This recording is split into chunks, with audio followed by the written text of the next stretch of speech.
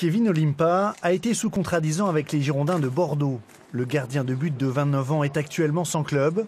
Même si sa carrière de joueur n'est pas terminée, il commence à penser reconversion. Ça fait partie des choses auxquelles il faut penser assez tôt. Pour ma part, je m'y prends maintenant. Et c'est quelque chose d'important. C'est vrai que j'ai un peu de temps libre en ce moment et je pense que c'est une bonne opportunité pour moi d'envisager mes futurs projets.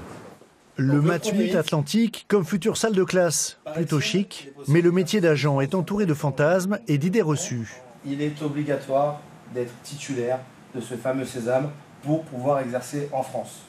On se défend de vendre du rêve et plus on a la possibilité de décourager des étudiants, plus on le fait. Parce qu'aujourd'hui, le métier d'agent de joueur, c'est un métier qui est relativement dur. Il y a cette première étape qui est effectivement l'obtention de ce sésame appelé licence d'agent sportif. Il faut travailler, ça demande beaucoup de temps, d'implication. La formation de 10 mois s'effectue en grande partie par Internet, au programme notamment du droit du travail, du droit à l'image. Une session ici à Bordeaux permettra d'appréhender les codes du milieu avec ses acteurs.